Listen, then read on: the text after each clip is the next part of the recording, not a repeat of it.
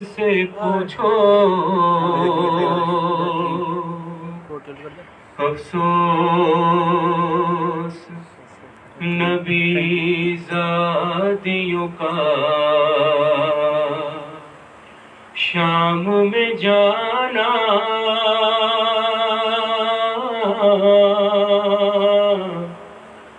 سجاد سے پوچھو محمد وآل محمد صلوات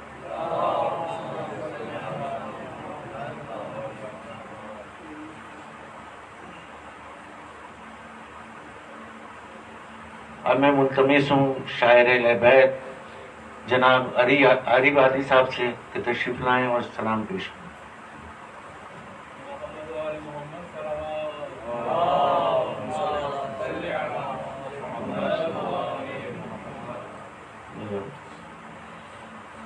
یہ شہزادی کونین بآواز بلند صلوات درود کے ساتھ تھوڑا سا آگے تشریف لے گا تاکہ بعد میں آ کے آنے والے نہیں ہوں تو جگہ نہ ہو سکے.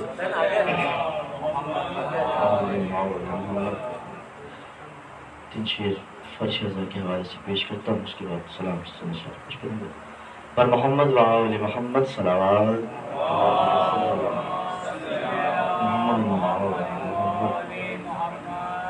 قدم جب بھی بڑھا فرش عزا پہ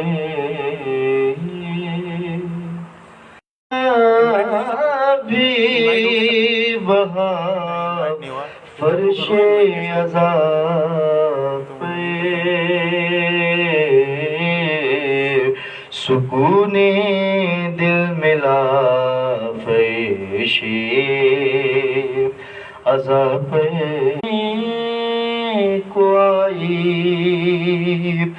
فضائل شاہ کے سننے کو آئی علم چھو کر ہوا فرشِ عزا پہ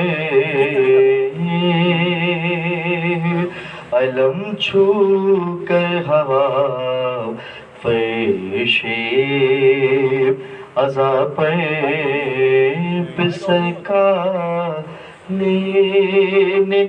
پرسا گئی ہیں جناب سیدہ فرشِ عزا پہ. خوشنودی شہزادی کونین بآواز بلند صلوات اللہم صلی علی محمد وآل محمد. سلام سے ساتھ پانچ اشعار پیش کرتا ہوں درود جناب فاطمہ جناب شہزادی بی بی زینب کے حوالے سے سماعت کیجیے گا. چلتے ہوئے بھائی کے گلے پہ شمر کا خنجر دیکھ رہی ہے. چلتے ہوئے بھائی کے گلے پہ شمر کا خنجر دیکھ رہی ہے. صبر کی کس منزل پائے منظر زینب مزتر دیکھ رہی ہے. اور شام غریباں گور اندھیرا ہائے کر کیا بنت علی اور شولوں کی زد پر جلتا ہوا بیمار کا بستر دیکھ رہی ہے. شولوں کی زد پر جلتا ہوا بیمار کا بستر دیکھ رہی ہے، اور چاند ستاروں نے بھی جسے دیکھا ہے ہمیشہ پردے میں، چاند ستاروں نے بھی جسے دیکھا ہے ہمیشہ پردے میں، ساری دنیا آج انہیں بے مقنع چادر دیکھ رہی ہے، اور بابا بابا بابا بابا کہہ کے سکینہ مقتل کی جانب ہے رواں، سونے کی خاطر بابا کا سینہ بابا کی دختر دیکھ رہی ہے، اور ظلم سے ظالم کے نہ بچا پائی میں سکینہ کو بھیا، اور ثانی زہرا چھنتے ہوئے معصوم کے گہر دیکھ رہی ہے،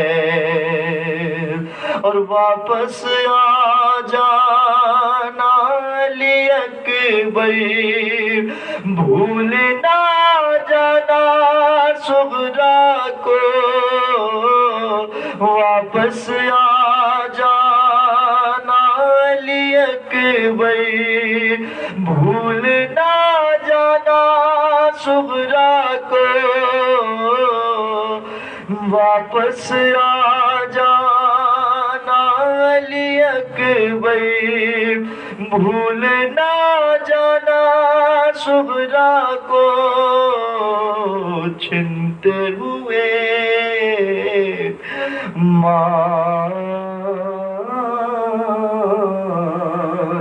اور واپس آ جانا علی اکبر، بھول نہ جانا صغرا کو، سہرے کے مان سجائے رستہ خواہر دیکھ رہی ہے، اور خیمے کے در پر آس لگائے بچوں کو لے کر ہے کھڑی، خیمے کے در پر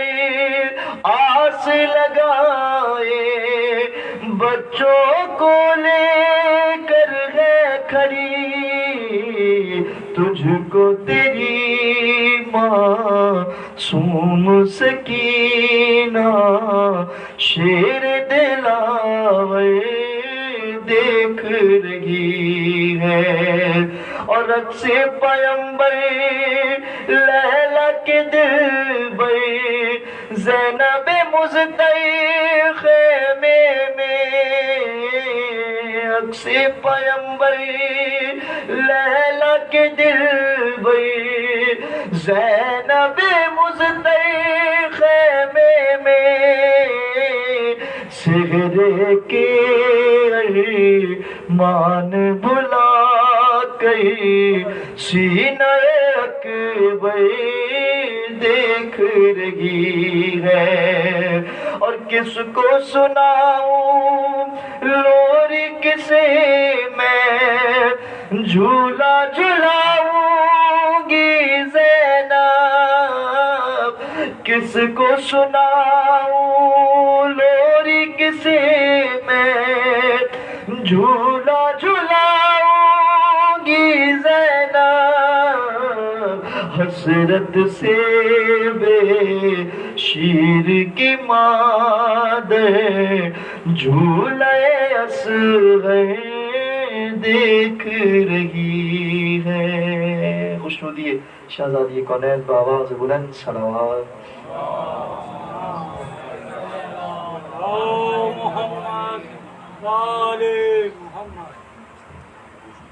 مجلس شہادت سید الساجدین زین العابدین علی ابن الحسین سے خطاب پڑھنے کی میں دعوت دے رہا ہوں. میں جناب سفیر علی نقوی صاحب نجف سے کہ آئیں اور مجلس سے خطاب فرمائیں.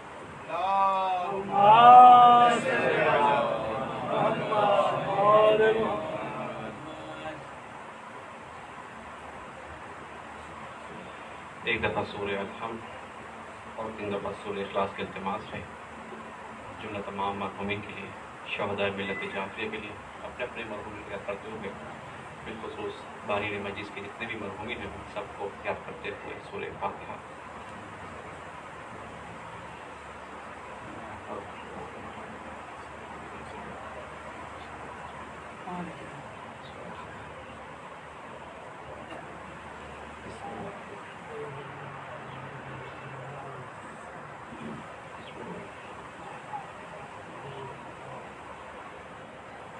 تمام تر دعاؤں کی قبولیت کے لیے، بالخصوص مجلس کی مقبولیت کے لیے ایک دفعہ مل کر ہدیہ صلوات.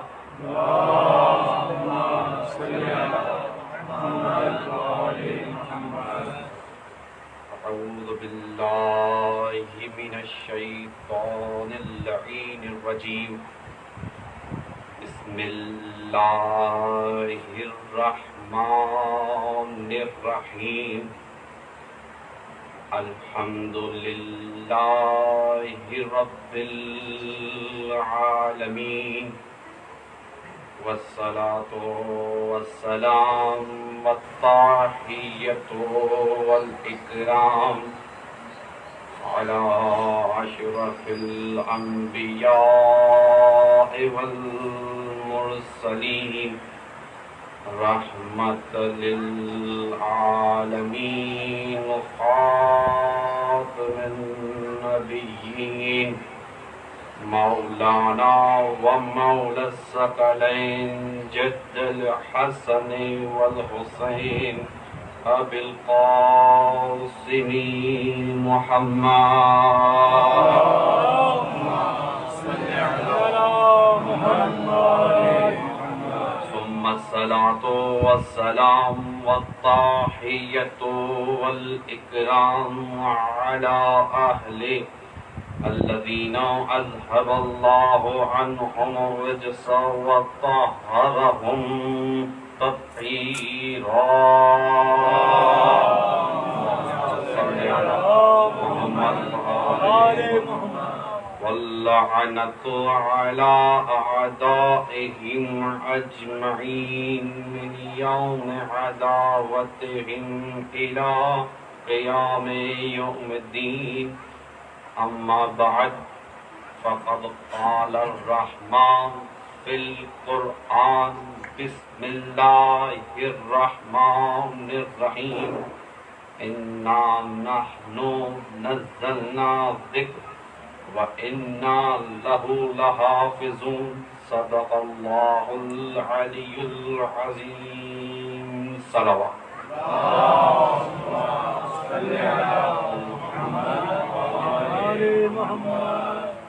دعا ہے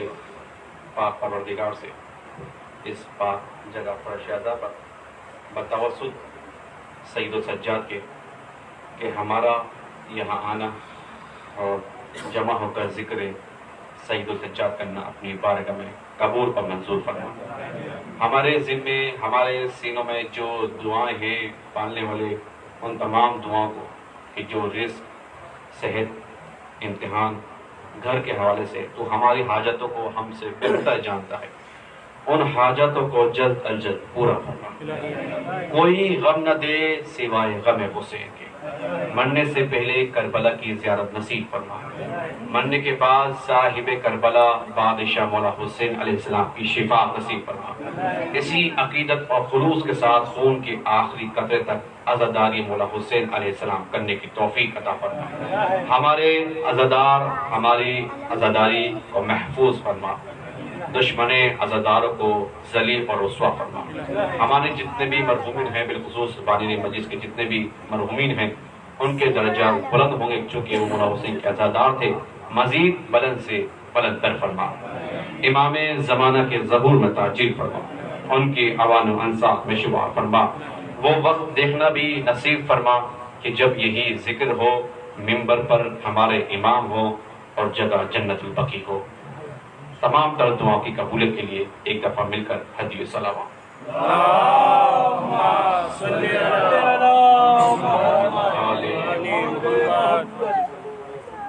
عزیزان گرامی، واجب الاحترام سامعین کرام، میں نے آپ کی پاک سماعتوں کے نظر خدا وند عالم کی کتاب لاریب قرآن مجید والفرقان الحمید سے ایک آیت تلاوت کی. در حقیقت یہ جو آیت سورہ حجر آیت نمبر 9، یہ آیت در حقیقت فکر انسانی کو جھنجھوڑ رہی ہے، اس اعتبار سے کہ دیکھو اس قرآن کو، اس پیغام کو، اس ذکر کو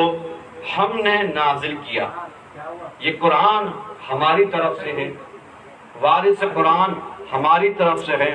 یہ پیغام حق ہماری طرف سے ہے، تو اب اس کی ذمہ داری بھی ہمارے کاندھوں پر. ارشاد ہوا بسم اللہ الرحمن الرحیم انا نحن نزلنا ذکر، کہ ہم نے اس ذکر کو نازل کیا، وَإِنَّا لَهُ لَحَافِظُونَ، اور ہم ہی اس ذکر کی حفاظت کرنے والے ہیں. اس لیے کہ ایسا نہ ہو کہ کوئی گستاخ آگے بڑھ کر یہ دعویٰ کر دے کہ اس ذکر کی حفاظت کرنے والے ہم ہیں، اور اس انداز میں گستاخی کرے کہ کہے کہ اس ذکر کی نیابت ہم کریں گے. توجہ ہے، اگر میں بات سمجھا سکوں، اگر سماعت بیدار ہو، اس لیے کہ جو یہاں بیدار ہے وہ وہاں بھی بیدار ہوگا. ہم اس ذکر کو نازل کرنے والے،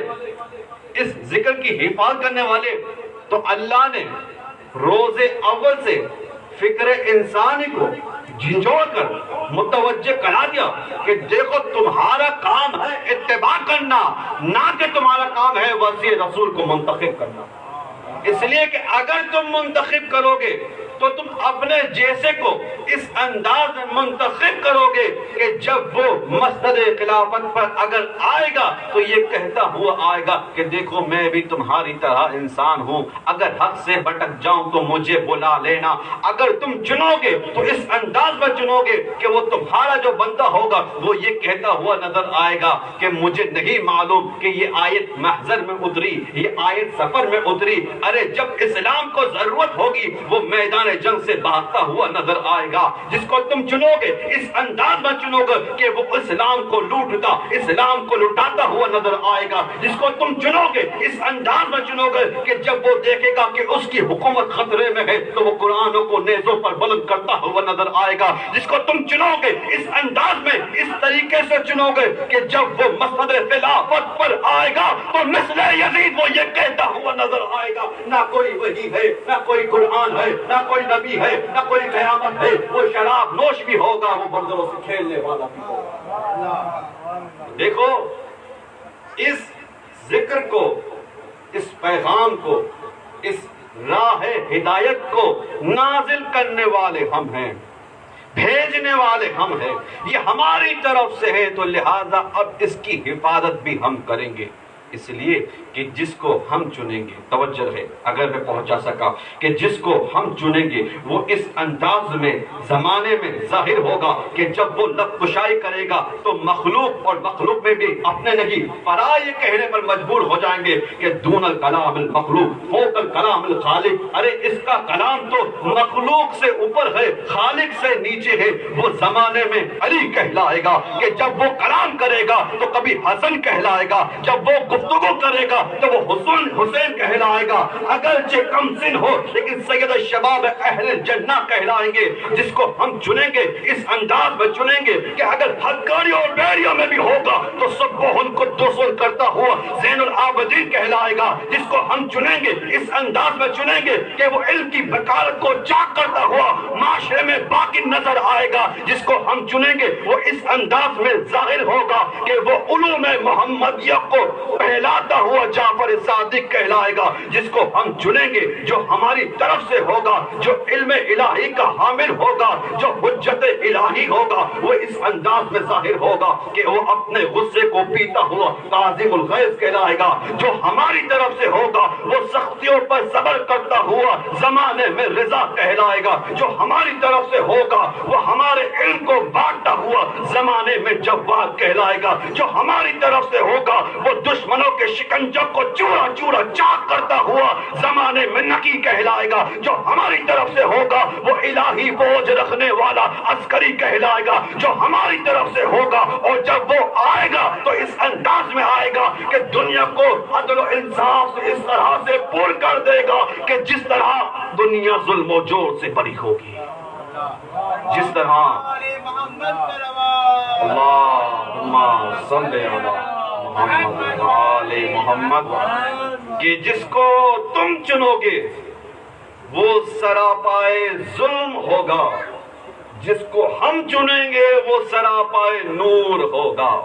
جس کو تم چنو گے منتخب کرو گے وہ لعنت اللہ ہوگا، جس کو ہم چنیں گے وہ علیہ السلام ہوگا، جس کو ہم چنیں گے ان میں سے ایک ایسا ہوگا کہ اگر مقام عبودیت پر آ جائے تو زین العابدین کہلائے گا، اگر مقام عبودیت پر سجدہ کرتا ہوا نظر آئے تو سید الساجدین کہلائے گا، اور اگر صف عزادار میں آ جائے تو سید عزادار کہلائے گا۔ اللہم صلی علی محمد و آل محمد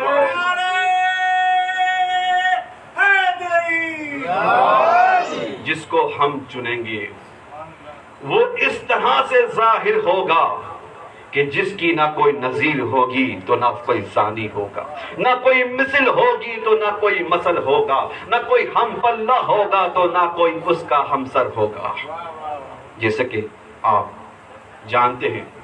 کہ یہ مجلس ہمارے چوتھے امام اور عصمت کی کڑی کے چھٹے سرکار یعنی امام علی ابن الحسین زین العابدین علیہ السلام صلی اللہ محمد نعرہ تکبیر، نعرہ رسالت، یا رسول اللہ، نعرہ حیدری، یا علی محمد و آل محمد صلوات۔ اللہم صلی علی محمد و آل محمد و اور دیکھیے اس سے پہلے کہ میں اپنے سید و سردار مولا سجاد کی سیرت کے حوالے سے لب کشائی کروں، ایک جملہ کہہ کر منزل فضائل میں داخل ہوں گا کہ ایک خطیب کے لیے بہت مشکل ہوتا ہے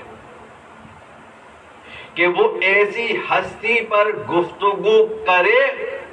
کہ جس ہستی کی زندگی کا لمحہ لمحہ فضیلتوں سے پر ہو، تو مشکل یہ ہوتی ہے کہ کون سے باب فضائل کو پڑھے اور کون سے باب فضائل کو چھوڑے، اس لیے کہ وقت محدود ہے اور فضیلت لامحدود ہے۔ تو بہت مشکل ہوتا ہے ایک خطیب کے لیے کہ وہ کیا پڑھے اور کیا چھوڑے، لیکن جو توفیق الہی اور جو استطاعت الہی ہوئی اس میں رہتے ہوئے آپ کی حسین سماعتوں کے نظر معروضات جو چوتھے امام کے حوالے سے پیش کروں گا، اور پہلا معروضہ وہ یہ کہ کتاب القطرہ 2 جلدوں پر مشتمل کتاب مصنف سید احمد مستنبط رحمۃ اللہ علیہ مسجد جمکران کے سابقہ پیش امام، اور یہ کتاب اب اردو زبان میں بھی موجود ہے، کتاب منتہی الامال، کتاب احسن مقال، کتاب بحر الانوار اور دیگر کتب معتبرہ میں یہ واقعہ موجود ہے کہ شہر بلخ جو کہ غالباً شہر ملک ایران میں ہے، اس میں ایک مولا کا محب رہتا تھا۔ اچھا، اس کا وتیرہ یہ تھا کہ جب بھی موسم حج آتا تو یہ حج کرنے مکہ اگر جاتا تو حج کے فرائض ادا کرنے کے بعد مدینے میں سرور کائنات کی زیارت کرنے کے بعد مولا سجاد کی خدمت میں ضرور حاضر ہوتا. اس کا یہ وتیرہ. اور دیکھیے میں اس سے پہلے کہ روایت جو کہ واقعی صورت میں ہے گوشت گزار کروں،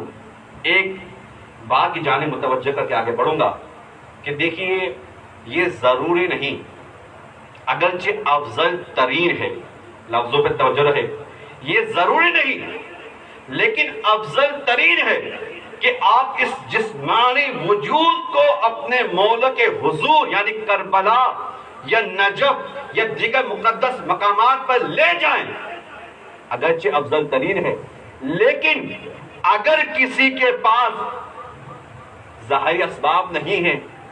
مادی مشکلات ہیں، تو اگر ایک کربلا عراق میں ہے تو ایک چھوٹی سی کربلا ادھر بھی ہے. اگر ہم کربلا نہیں جا سکتے تو صاحب کربلا کو اپنے گھر بلا سکتے ہیں. یہ بات ذہنوں میں رہے. مولا کا محب ہر سال مکہ جاتا، حج کرتا، مدینے آتا، سرور کائنات کی زیارت، روزے کی زیارت کرتا اور چوتھے امام کی خدمت میں حاضر ہوتا. اور جو اس سے ہو سکتا بتوفیق الہی استطاع کے مطابق تحفے تحائف ہدیے مولا کو دیتا. لیکن ایک سال کیا ہوا، جب وہ اپنے گھر پلٹا مولا کی زیارت کرنے کے بعد تو اس کی شریک حیات اس کی زوجہ نے کہا کہ دیکھو تم ہر سال مولا کی زیارت کے لیے جاتے ہو لیکن تم یہ بتلاؤ کہ آج تک تمہارے مولا نے تمہیں کچھ دیا بھی ہے. بھائی اگر اس واقعے کو آج کے زمانے کے اعتبار سے دیکھیں تو زمانہ یہی کہتا ہے نا کہ زمانے والے یہی اشکال کرتے ہیں، یہ جو تم سبیلے لگاتے ہو، یہ جو تم فرش ادا بچھاتے ہو، یہ تو تم نیاز کا اہتمام کرتے ہو، یہ جو تم مولا کو دیتے ہو، مولا تمہیں کیا دیتے ہیں؟ تو شریک حیات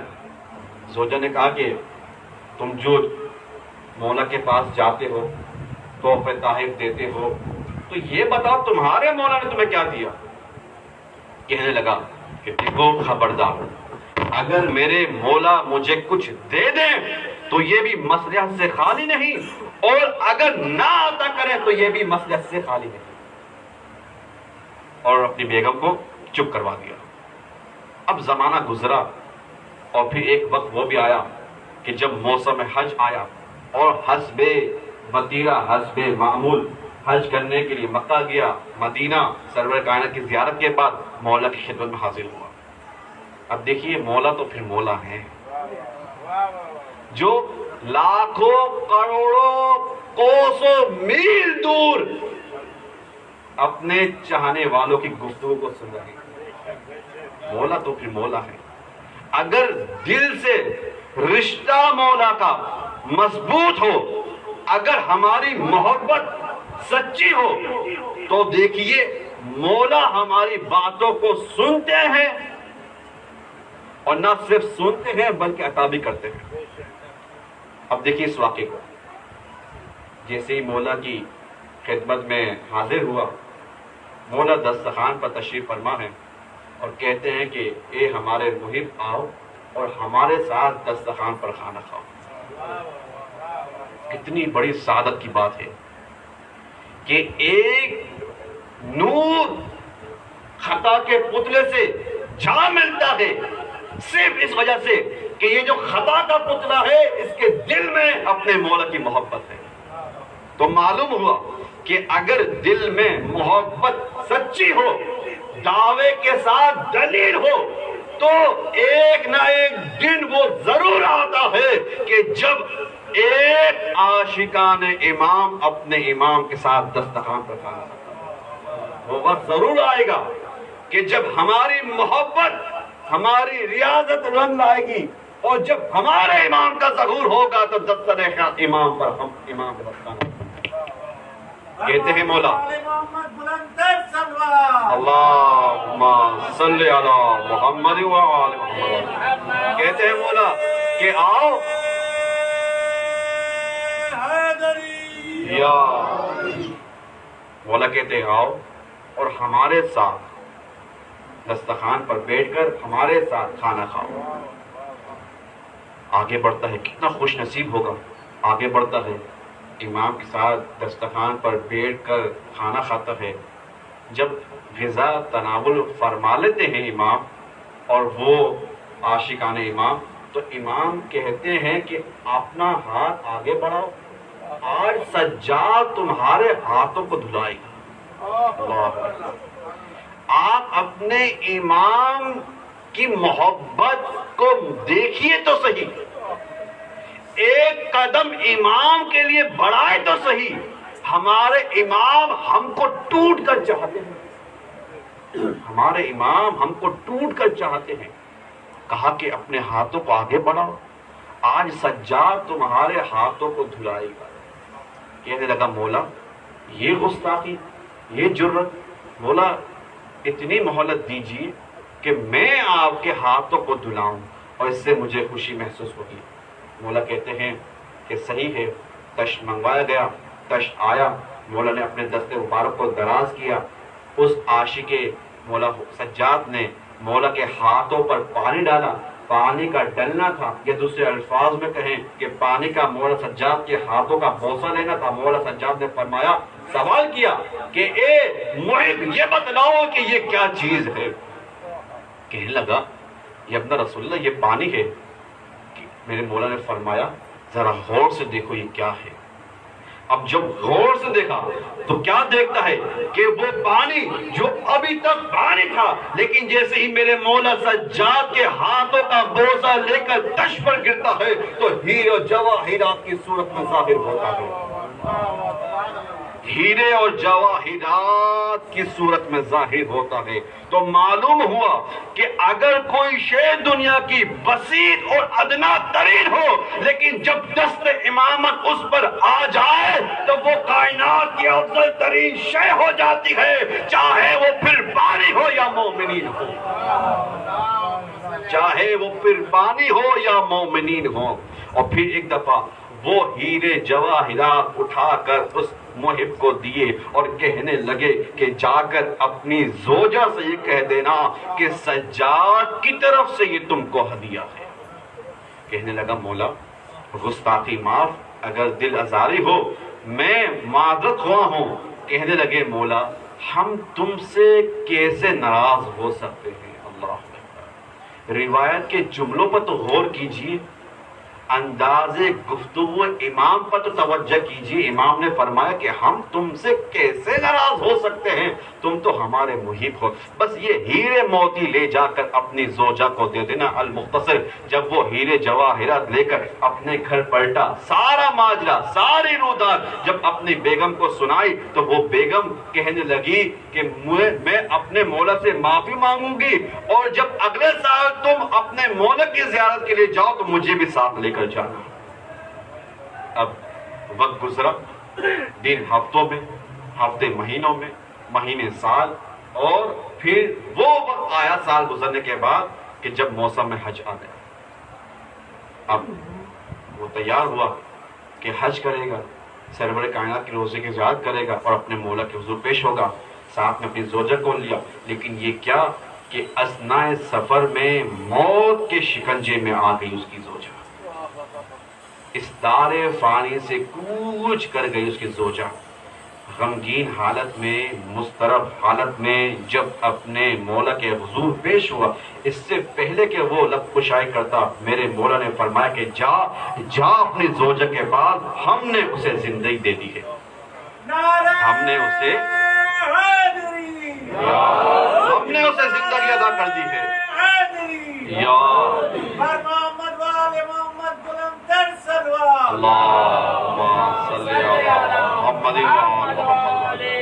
ہم نے اسے زندگی عطا کر دی ہے، جا اپنی زوجہ کے پاس جا. یعنی دوسرے الفاظ میں یہ نتیجہ ملتا ہے کہ ہمارے مولا ایک آن کے لیے بھی یہ گوارا نہیں کرتے کہ ان کے در کا خادم غمگین حالت میں ہو. خوش کرنے کے لیے اگر موت جو کہ حقیقت ہے آ بھی جائے تو زندگی عطا کر دیتے ہیں. کہا کہ جا ہم نے تیری زوجہ کو زندہ کر دیا ہے، زمانے میں نہیں ملے گی مثال سوائے یا تو علی ابن ابی طالب کے یا علی ابن حسین کے، کہ جو موت جو کہ حقیقت ہے زندگی عطا کر دے۔ پلٹا اپنی بیگم کے پاس، زوجہ کے پاس آیا کہ جہاں مرا ہوا چھوڑ کے گیا تھا، کیا دیکھتا ہے کہ ایک دفعہ اس کی بیگم زندہ ہوئی، اس انداز میں زندہ ہوئی، یہ کہتی ہوئی زندہ ہوئی کہ جب میں مری اور اس دنیا سے کوچ کرنے لگی تو ملک الموت جب مجھے لے کے جا رہا تھا تو میں نے کیا دیکھا، ایک نورانی شخص ہے، نوجوان ہے، آتا ہے اور کہتا ہے ملک الموت کو کہ جا ہم نے اس کی روح پلٹا دی ہے، اور صرف روح نہیں پلٹائی بلکہ اس کے نام اعمال میں 30 سال کی زندگی کا اضافہ کر دیا۔ اس ملک الموت نے اس جوان کے حکم پر تعمیل کرتے ہوئے، سر تسلیم خم کرتے ہوئے میری روح کو میرے جسم میں داخل کر دیا، اور اب میں تمہارے سامنے ہوں۔ اب وہ زوجہ جلدی جلدی میں اس لیے کہ پہچان نہیں کی کہ وہ نوجوان کون ہے، عقیدت رکھتی تھی اور معجزہ بھی دیکھ لیا، بھاگتے ہوئے دوڑتے ہوئے اضطراب کی حالت میں کہنے لگی کہ دیکھو مجھے میرے مولا سے ملا دو۔ اب جب وہ مولا کا عاشق اور اس کی بیگم مولا کی خدمت میں حاضر ہوئے تو بے ساختہ وہ عورت یہ کہنے لگی خدا کی قسم یہی وہ نوجوان ہے کہ جس نے میری زندگی واپس کی ہے، یہی وہ نوجوان ہے۔ اللہم صلی علی محمد وآلہ، یہی وہ نوجوان ہے کہ جس نے مجھے زندگی دی ہے، جس نے میری روح کو پلٹایا ہے۔ یہ ہے مولا سجاد علیہ السلام، یہ ہے سیرت مولا سجاد، یہ ہے فضائل مولا سجاد، یہ ہے شمائلات مولا سجاد، یہ ہے کمالات مولا سجاد، کہ جن کی نہ کوئی نظیر ہے نہ کوئی ثانی ہے۔ اور پھر وہ عجیب و غریب روایت مولا سجاد کی مومنین کو مخاطب کرتے ہوئے، جانتے تھے کہ آنے والے زمانے میں مومنین رزق کے حوالے سے شکایت کریں گے، رزق کے حوالے سے، روزی کی تنگی کے حوالے سے پریشان ہوں گے، تو پریشانی سے پہلے ایک عجیب و غریب روایت ہدیہ کرے گا اور کہنے لگے کہ جو شخص بھی ہمارے چاہنے والوں میں سے رزق کی تنگی کے حوالے سے پریشانی رکھتا ہے تو دیکھو نسخہ سید سجاد یہ ہے کہ اللہ طلوع فجر کے وقت ہمارے ہاتھوں سے رزق کو تقسیم کرتا ہے، اور جب ہم اپنے چاہنے والوں کی طرف نگاہ کرتے ہیں تو جو چاہنے والا طلوع فجر یعنی اشارہ ہے نماز فجر کی جانب، جو طلوع فجر کی جانب، وقت فجر کی جانب جاگ رہا ہوتا ہے، میں سجاد اسے اپنے ہاتھوں سے رزق بانٹتا ہوں۔ خبردار ایسا نہ ہو کہ ہم رزق بانٹنے کے لیے تو تیار ہو، تم رزق لینے کے لیے بیدار نہ ہو۔ یہ ہے نسخہ برائے وسعت رزق۔ اب نہ کسی عامل بنگالی کی طرف جانا ہے، نہ کئی دوڑ لگانی ہے، اس لیے کہ دوڑ تو وہ لگائے کہ جو بے وارث ہو۔ ہمارا وارث ہمیں کہہ رہا ہے کہ دیکھو اگر رزق کے حوالے سے پریشانی ہے تو نسخہ سجاد یہ ہے کہ کبھی بھی طلوع فجر کے وقت نہ سو، ہم تمہارے رزق کے ضامن ہیں۔ اور پھر وہ عجیب و غریب واقعہ جو ہمیں کتب معتبرہ ملتا ہے کہ ابھی آپ نے واقعہ سماعت فرمایا، ایک مومن کا، ایک مرد کا، اب ایک خاتون کہ جس کا تاریخ میں نام ہے حبابہ یا لبابہ، وہ خاتون کہ جو مولا علی علیہ السلام کے پاس آتی ہے اور آنے کے بعد کہتی ہے صلی علی محمد محمد، کہتی ہے کہ مولا آپ کی ولایت کے حوالے سے میرے دل میں شک نہیں ہے، لیکن میں چاہتی ہوں کہ آپ کا کوئی معجزہ دیکھوں اور اسے اپنے سینے سے لگاؤں اور اسی کو اپنے ساتھ قبر میں لے جاؤں۔ اللہ، میرے مولا نے فرمایا کہ کیا معجزہ چاہتی ہو؟ جواب آیا کہ سخت جان یعنی جو پتھر ہوتا ہے جمادات میں سے، اس سخت جان کے اوپر اس طرح سے اپنی انگشتری مبارک کا نقش ثبت کر دیں کہ جس طرح سے ایک انگوٹھی کو موم پر گاڑا جاتا ہے۔ میرے مولا نے کہا لاؤ سنگریزے، وہ پتھر وہ سنگریزے لے کر آئی، مولا کے خدمت میں پیش کیے، اور مولا نے اپنے دست مبارک کو دراز کیا اور جو انگشتی مبارک آپ نے پہن رکھی تھی اس سنگریزے پر ثبت کر دی۔ اب نقش امامت اس سنگریزے پر آ گئی۔ اب وقت گزرتا گیا، مولا حسن کا زمانہ درک کیا، مولا حسین کا زمانہ درک کیا، یہاں تک کہ جناب حبابہ نے چوتھے امام کا زمانہ بھی درک کیا۔ چاہا کہ چوتھے امام کے حضور پیش ہو اور نقش امامت کو حاصل کرے، اس تبرکات سید سجاد کو اخذ کرے اور اس کو تبرکن اپنے کفن کی زینت قرار دے۔ بڑی آئی میرے مولا سجاد کے پاس، لیکن یہ کیا کہ سید الساجدین عبادت الہی میں محو ہیں۔ سوچا کہ کچھ دیر بیٹھ جاتی ہوں، عبادت سے جب مولا فارغ ہوں گے تو اپنی مراد حاصل کر لوں گی، لیکن جب عبادت میں طول آئی تو ایک دفعہ مایوس ہو کر پلٹنے لگی کہ شاید آج وہ دن نہیں۔ لیکن وہی بات، وہی جملہ جو میں نے تھوڑی دیر پہلے کہا، امام تو پھر امام ہیں، امام تو پھر امام ہیں۔ ایک دفعہ ہاتھ کا اشارہ کیا کہ کہنے لگے کہ اے مومنہ، اے حبابہ، رک جا۔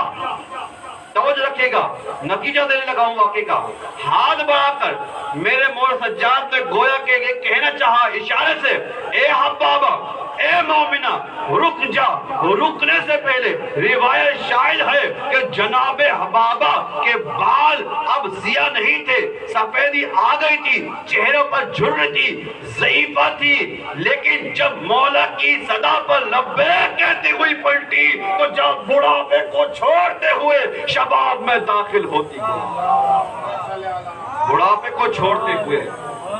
این جوانی میں داخل ہوتی گئی۔ تو یہاں پر اس نتیجے کے آخر میں یہ جملہ کہنے کا حق رکھتا ہوں کہ اگر کوئی اپنے زمانے کی امام، اپنے زمانے کے امام کی صدا پر لبیک ہے تو وہ اگر بوڑھا ہو یعنی کمزور ہو تو جوان ہو جاتا ہے، اب چاہے یہ جوانی جسم کی ہو یا ایمان کی جوانی ہو، جوان ہو جاتا ہے۔ ایمان جوان ہو جاتا ہے۔ اللہم صلی علی محمد وآلہ۔ اگر کوئی اپنے وقت کے امام کی صدا پر اپنی نفسانی خواہشات، اپنے جذبات کا گلا گھونٹ کر امام کی صدا کو ترجیح دیتے ہوئے پلٹتا ہے تو وہ مثل جناب حبابہ جوان نظر آتا ہے۔ اور دیکھیے آج زمانے میں 400 یہ صدا گونج رہی ہے کہ دیکھو زندہ رہنا ہے، اس فانی الوجود جسم کو کچھ دیر اور باقی رکھنا ہے تو 2 ڈوز زندگی کے لیے ضروری ہیں۔ تو جہاں اس فانی الوجود جسم کی کچھ دیر بقا کے لیے 2 ڈوز ضروری ہے تو وہی ایمان اور روح کے لیے ڈوز بھی ضروری ہے۔ اور وہ ڈوز، وہ خوراک آپ کو سید سجاد کے در سے ملے گی کہ اپنے رشتے کو مضبوط تو کر کے دیکھیے، اس در پر آپ آ کے تو دیکھیے اور پھر دیکھیے کہ آپ کا ایمان کس طرح سے تازہ ہوتا ہے، آپ کا ایمان کس طرح سے مضبوط ہوتا ہے، آپ کا گھر کس طرح سے دنیا میں جنت بنتا ہے، آپ کا گھر کس طرح سے مثالی نظر آتا ہے۔ آپ اس در کے ہو کے تو دیکھیے، آپ مولا سجاد کے ہو کے تو دیکھیے، مولا سجاد۔ اور پھر وہ روایت کہ جب سوال کرنے والے نے عجیب و غریب سوال کیا، اور دیکھیے یہ جو روایت ہے یہ مانوی تبرک کے طور پر پیش کرنے لگا ہوں۔ جہاں اس مجلس کے بعد مادی تبرک ہے تو وہیں اسی مجلس میں مانوی تبرک بھی حاصل کیجیے۔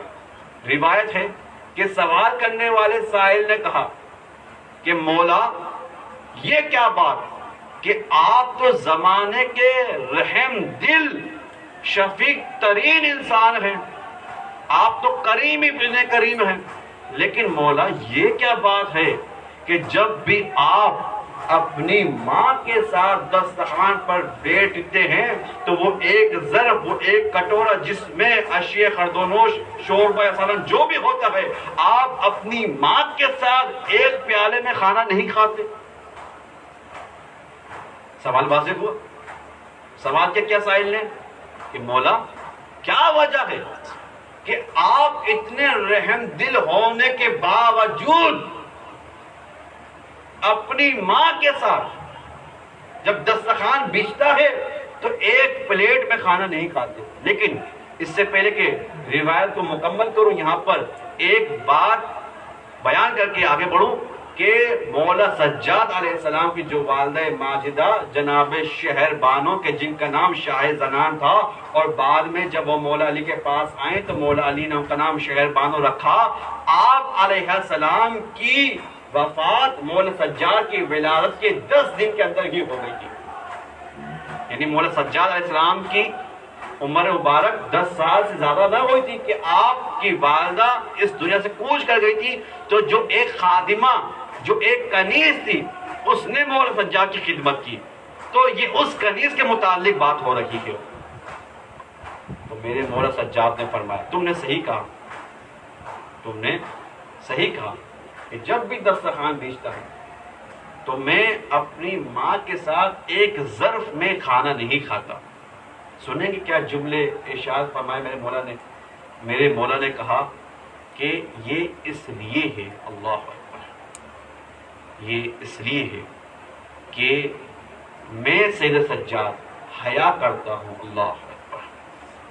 میں سید سجاد حیا کرتا ہوں کہ ایسا نہ ہو کہ اس ظرف میں کوئی ایسی شے ہو کہ جس کی طرف میری ماں ہاتھ بڑھانا ابھی چاہے، اس سے پہلے کہ وہ ہاتھ بڑھائے میرا ہاتھ اس کے ہاتھ پر صدقت لے جائے۔ اللہ اکبر، اللہ اکبر۔ جملے کی گہرائی کو تو دیکھیے، پیغام میں سجاد کو تو دیکھیے، سیرت سید سجاد سے ہمیں کیا سبق ملتا ہے مانوی تبرک کے طور پر دیکھیے۔ کیا کہتے ہیں کہ ایسا نہ ہو کہ جو میری ماں نما ہے، اس سے پہلے کہ چاہے کہ فلاں چیز کی جانب رغبت رکھتے ہوئے ہاتھ بڑھائے، میرا ہاتھ میری ماں کے ہاتھ پر سبقت لے جائے۔ روایت کی اگلے جملے، روایت ابھی ختم نہیں ہوئی، روایت کے اگلے جملے میرے مولا فرماتے ہیں، اور شاید اس لیے بھی کہ ایسا نہ ہو چونکہ میری ماں جانتی ہے کہ میں امام ہوں، اس وجہ سے چاہتی ہے کہ دل میں کہ فلاں چیز کی جانب ہاتھ بڑھاؤں، لیکن چونکہ میں امام ہوں، امام ہونے کی وجہ سے اپنے ہاتھ کو پیچھے کر لے، مجھے اتنا بھی گوارا نہیں۔ اللہ اکبر، یہ ہے سیرت سید سجاد۔ پیغام دے رہے ہیں کہ دیکھو سنت سید سجاد یہ ہے کہ ماں کا احترام اس طرح سے کرنا ہے کہ اگر کسی شے کے بارے میں شک بھی ہو جائے کہ یہ میری ماں اسے پسند کرتی ہے تو خبردار اس پر سبقت نہ لے جانا۔ یہ سید سجاد۔ میں ہاتھوں کو جوڑ کے عرض کروں گا، مولا کتنے کریم ہیں آپ کہ آپ کی ماں نہیں ہے، ماں نما ہے، ماں جیسی ہیں، لیکن آپ اتنا بھی گوارا نہیں کہ وہ چیز جو آپ کی ماں کو پسند ہے آپ اس پر سبقت لے جائے، آپ کی ماں بھوکی رہ جائے۔ لیکن مولا اس وقت آپ پر کیا گزرتی ہوگی کہ جب لاڈلی حسین جناب سکینہ کچھ کہتی نہیں ہوگی، لیکن آپ دیکھتے ہوں گے کہ بھیڑ کی خشک ہونٹ اور بھوک سے لرزتا ہوا جسم ہے، بھیڑ کہتی نہیں ہوگی، لیکن جو آپ پر گزرتی ہوگی ان احساسات کو یا اللہ جانے یا پردے میں موجود میرا امام جانے۔ یا صرف آپ جانے؟ اجرکم اللہ۔ ہاں رونے والوں، ایک وقت وہ بھی آیا کہ 25 محرم ہے، سن 95 ہجری ہے، شہر مدینہ ہے، ایک قیامت صغریٰ بپا ہوتی ہے اس انداز میں کہ ہر کوئی مدینے کا رہنے والا منہ کو بھی پیٹتا، سینے پر ماتم بھی کرتا اور یہ صدا بلند کرتا، واہ سجادہ والیہ۔ رونے والوں، یہ وہ مظلوم شب ہے کہ جس شب میں ہمارے 5 امام یتیم ہو گئے، ارے جس شب میں ہمارے امام ہم سے جدا ہو گئے۔ روایت کے جملے ہیں، ایک وقت وہ بھی آیا کہ جب میرے 5 امام نے تڑپ کے یہ جملے کہے، لوگوں اے مدینے والے آؤ، باقر کی مدد کرو، اس لیے کہ باپ کا زخمی اجرکم اللہ، اجرکم اللہ کے رونے کی صدا بلند ہوئی، جناب زہرا آپ سے راضی ہو گئی۔ میرے مولا نے فرمایا، 5 امام نے فرمایا، اے لوگوں آؤ مدینے والے، مدینے والوں، میرے باپ زخمی لاش ہے، ارے باقر کے ساتھ غسل کرواؤ۔ راوی کہتا ہے، مولا میں نے وقت غسل دیکھا کہ آپ کے بابا کی گردن زخمی تھی، مولا میں جانتا ہوں کہ آپ کے بابا کو توق نہیں، خاردار توق پہنائی گئی جس کے سب آپ کے بابا کی گردن زخمی ہوئی۔ مولا میں نے وقت غسل دیکھا کہ آپ کے بابا کی کلائیاں مجروح تھی، میں جانتا ہوں مولا کہ آپ کے بابا کو کربلا سے کوفہ سے شام ہتھکڑیاں پہنائی گئی اور دھوپ کی تمازت سے یہ ہتھکڑیاں جب سرخ ہوتی تھی تو آپ کے بابا کے جسم پر وہ نشان ہوتے تھے کہ جن نشانوں کو میں نے دیکھا۔ سائل کہتا ہے، مولا میں نے ان زخموں کو بھی دیکھا جو آپ کے بابا کے پنڈلیوں پہ تھے، اس لیے میں جانتا ہوں کہ آپ کے بابا کی پنڈلیوں میں ظالم کی بیڑیاں تھی، لیکن مولا ایک زخم میں نے آپ کے بابا کی پشت پر دیکھا جو مجھے ظالم کے ظلم کے نتیجے میں ہونے والا نشان معلوم نہیں ہوتا۔ مولا یہ بتلائیے کہ یہ زخم کیسے ہے، یہ نشان کیوں کر ہے؟ اب سنیں گے، دلوں پر ہاتھ رکھ کر اس قیامت والے جملے کو سننا اور اپنے غریب مولا کے مصیبت کو سن کر عشقوں کے نظرانے کو عطیہ کرنا۔ تڑپ کر میرے 5 امام نے فرمایا، اے سائل تجھے کیا معلوم، ارے مدینے میں جب تک میرے بابا رہے، رات کی تاریخ میں میرے بابا کی عادت تھی کہ اناج سے بھری بوری کو اٹھاتے تھے، اپنے پشت پر لاتے تھے اور مدینے میں یتیم اور بیواؤں کے گھروں میں جا جا کر اناج تقسیم کرتے تھے اور اس انداز میں تقسیم کرتے تھے کہ چہرے پہ نقاب ہوتی تھی، اس لیے کہ غریب کا پیٹ بھی بھر جائے، ارے غریب کا نفس مجروح بھی نہ ہو، غریب کا پیٹ بھی بھر جائے، غریب کا پیٹ بھی بھر جائے، عزت نفس مجروح بھی نہ ہو۔ لیکن میں ہاتھوں کو جوڑ کر سلام پیش کروں گا اپنے مولا کو، اے مولا آپ کتنے قریب ہیں کہ آپ کو اتنا بھی گوارا نہیں کہ سامنے والے کا عزت نفس مجرور ہو، پیٹ بھی بھر جائے، نفس بھی مجرور نہ ہو، لیکن امت نے اس انداز میں بدلا دیا کہ اناج کے بدلے میں تیروں کی بارش اور غیرت کے بدلے میں ماں اور بہنوں کی۔ اجرکم اللہ، اجرکم اللہ۔ یہی حق ہے رونے کا، آج دل کھول کے پرسہ پیش کرنا ہے، اس لیے کہ اللہ جانے اب کب رونا نصیب ہو، اللہ جانے اب کب فرش عزا پر بیٹھنا نصیب ہو، اور رونے والوں میں اپنے مولا کی مصیبت کی چند منزلیں بیان کروں گا کہ جن میں سے سب سے پہلی غم کی منزل یہ ہے کہ وہ وقت بھی میرے مولا سجاد پر آیا کہ روایت شاہد اس امر پر کہ راوی کہتا ہے کہ قریب تھا اس مصیبت کے بعد کہ میرے مولا سجاد کی روح پروار ہو جائے،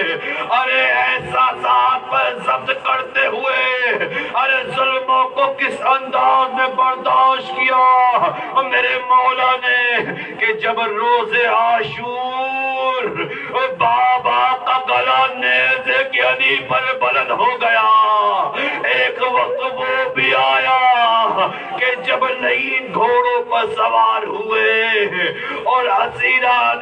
کربلا کو اسیر کرنے چلے، خیام میں آگ لگ چکی ہے، ایک وقت وہ بھی آیا کہ ایک جملہ میرے مولا سجاد نے سنا، اس جملے کو سننے کے بعد میرے مولا سجاد کے جسم میں لرزہ طاری ہوا، قریب تھا کہ سید سجاد کی روح پرواز کر جائے، اور وہ جملے یہ تھے کہ غیرت مند امام نے جب یہ جملے سنے کہ ایک لعین نے کہا لوگوں شاہد رہنا میرے ہاتھ میں زینب کی پاک، لوگوں شاہد رہنا میرے ہاتھ میں زینب کی چادر ہے، ارے بھتیجے کا یہ سننا تھا، ارے جسے میں لرزہ طاری ہوا، قریب تھا کہ روح پرواز ہو جائے، یہ مصیبت کی پہلی منزل ہے، مصیبت کی دوسری منزل یہ ہے کہ آ گئے میرے مولا کوفہ میں، آ گئے دربار کوفہ میں، کیا دیکھتے ہیں کہ باغ کا کٹا سر ہے، تشت میں رکھا ہوا اس انداز میں کہ ظالم کے ہاتھ میں چھڑی ہے، اور مولا حسین کے سر کی گستاخی کرتا ہوا اسی عالم میں ایک لعین نے آگے بڑھ کر کہا اے امیر سکینہ کو مجھے کنیزی میں، اے امیر سکینہ کو مجھے کنیزی میں دے دے، ارے یہ سننا تھا غیرت مند بھائی پر یہ وقت آیا کہ قریب تھا میرے مولا کی روح پرواز ہو جائے، ارے میرے مولا نے فرمایا اے بدبخت خبردار ابھی سجاد زندہ ہے، ہاں ایک وقت وہ بھی آیا، یہ غم کی تیسری منزل ہے، بس آخری منزل مصیبت کی، آگ کی زحمت تمام کی، ایک وقت وہ بھی آیا میرے مولا پر، آئے ہیں دوبارہ کربلا، 40 کا دن ہے، مولا حسین کے 40ویں کا دن ہے، ایک وقت وہ تھا کہ جب 13 محرم کو میرے مولا سجاد نے کانپتے ہوئے ہاتھوں سے اپنے بابا کی لحد کھودی تھی، بنا سر کے لاشے کو سپرد خاک کر کے کہا تھا اے بابا چلا ہے سجاد سوئے کوفہ کر الوداع، چلا ہے سجاد سوئے شام الوداع، اب ایک وقت وہ بھی آیا کہ آئے ہیں کربلا، امتحان سجاد میں ایک امتحان یہ بھی ہے کہ باپ کی قبر کو دوبارہ کھودتے ہیں، زندگی میں تاریخ میں کوئی بچہ ایسا نہ نظر آیا کہ جس نے اپنے باپ کی قبر کو 2 دفعہ کھودا ہو، سوائے سجاد کے 1 دفعہ قبر کھودی، بنا سر کے لاش حسین کو دفنایا، اور دوسری دفعہ قبر کھود کے سر حسین کو دوبارہ دفنایا۔ لیکن میرے رونے والے عزاداروں، میرے مولا حسین کے عزاداروں، آخری جملہ سماعت فرماؤ۔ لیکن جب مولا سجاد نے 13 محرم کو قبر کھودی تھی نا، اس قبر کھودنے کا انداز الگ تھا، اور جو 40ویں دن 40ویں روز مولا سجاد نے جو قبر کھودی تھی، اس کا انداز یہ تھا کہ پوری قبر نہ کھودتے تھے، صرف سر کی حد تک قبر کھودتے تھے اور سر کو دفنا دیتے تھے۔ مولا عباس کی قبر کھودی، سر عباس سپرد خاک کیا۔ ارے شہداء کی قبر کھودی، شہداء کے سروں کو سپرد خاک کیا۔ جناب حبیب کی قبر کھودی، ارے جناب حبیب کے سر کو سپرد خاک کیا۔ لیکن جب مقام آیا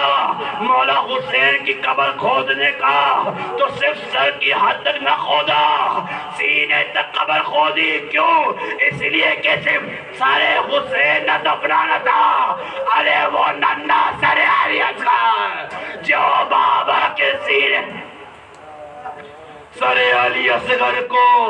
باپ کے سینے پر رکھ کے کہا، اے بابا الوداع،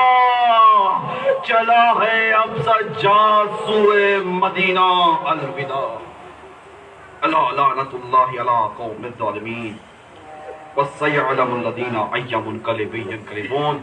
ماتم سجاد، ماتم حسین۔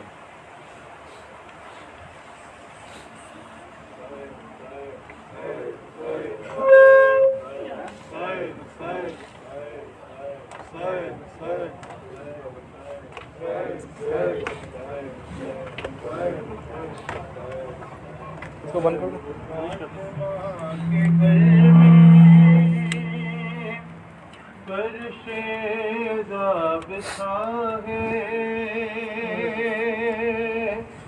بیمار کربلا کا